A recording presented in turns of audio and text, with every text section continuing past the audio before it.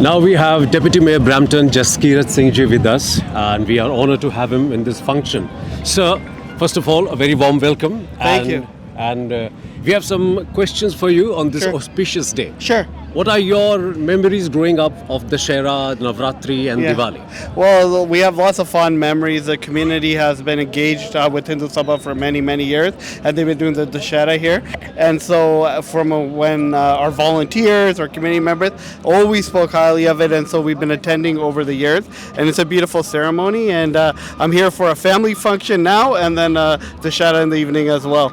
So it's good to see the preparations. I want to actually really acknowledge the committee this year. I met them last week, the volunteers. Already you can see what a phenomenal job they're doing. Okay. So any special message on this day for the family, the diaspora, Indian diaspora which is here? Yeah. Because such occasions bring all of them together. Yeah, well, all I could say is we want to increase harmony and peace, and it's great to see the community come out.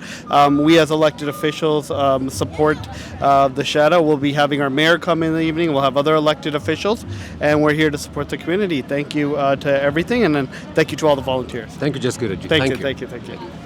Chalo, ठीक है.